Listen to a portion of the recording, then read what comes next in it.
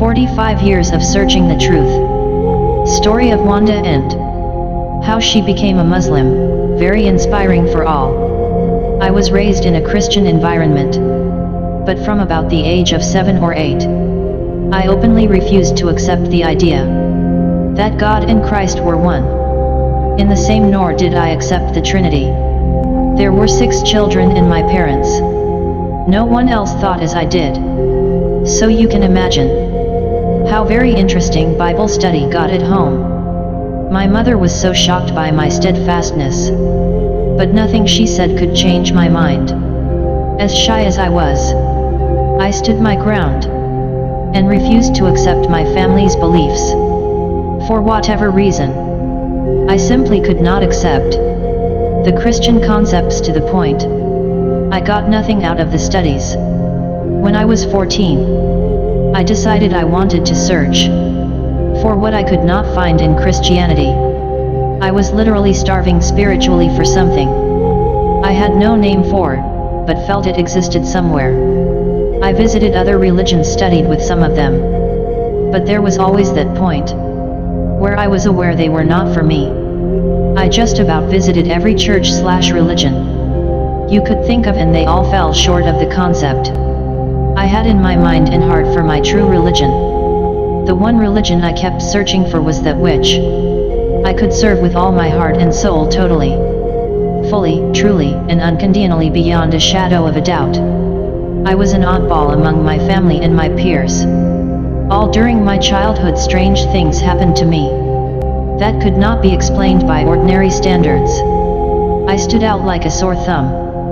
I stopped going to church except for special family functions and funerals.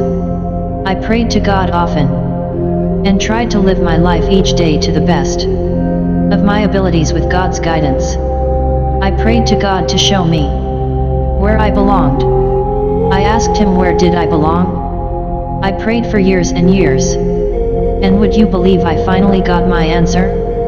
Almost 4 years ago, I got an unsolicited letter out of the blue from a man who got my name from a pen pull list sent to him by his sister-in-law. I answered his first letter, and from then on, it all was very interesting. I could read from the flavor of his letters that he was Muslim. He acknowledged this fact. I noticed his beliefs were a lot like my own, and over time, he told me that without knowing it, I basically lived my life as a believer. We had so much in common when it came to serving God. He sent me literature. The first piece of literature was so very beautiful. I could hardly stand the overwhelming emotion that came forth as I read it. It touched me to the point that I could not hold back my tears. I was so shaken by it, I have no words to explain what was in my heart at that time. I thoroughly studied all the literature sent thereafter, and it had the same emotional effect upon me. There came a point in my studies where I hungered to know more and more. So I bought my own Holy Quran. I needed to read this book from whence all this beauty and truth flowed. I have never been able to simply take someone's word for anything. Religion is definitely not something to embark upon with blind faith. I have always felt the need to seek truth and knowledge for myself. The first day I got the Holy Quran English translated, I read the opening, Al-Fatiha. It was short, but so very beautiful and so powerful. That year I read the entire Holy Quran. I learned the 5 pillars of Islam and the 6 articles of faith. At the age of 45, Allah finally told me where I belonged. I accepted Islam openly and fully. That which I sought, but had not the name of, was in fact Islam. I eagerly embraced it fully and as natural as the air. I am blessed to breathe each day I wake. My soul was starving for Islam, and my heart yearned for it. Islam has never felt like a stranger to me. By the grace, love, and mercy of Allah, I am home. Ameen. As far as I know, I am the first in my generational family line to become Muslim. Needless to say, my family members were not happy campers.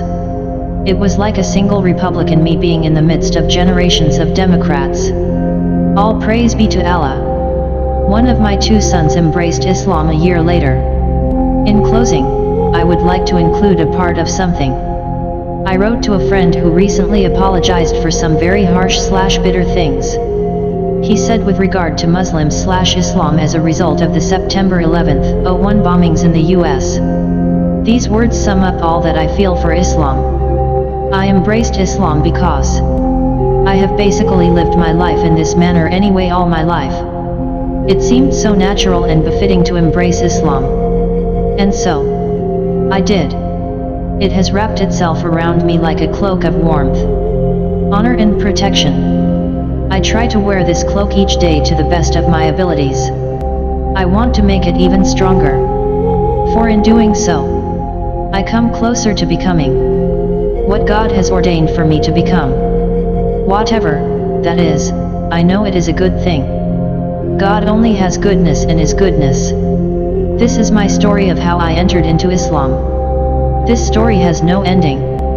It begins again each time I wake and will not end until Allah calls me back to Him.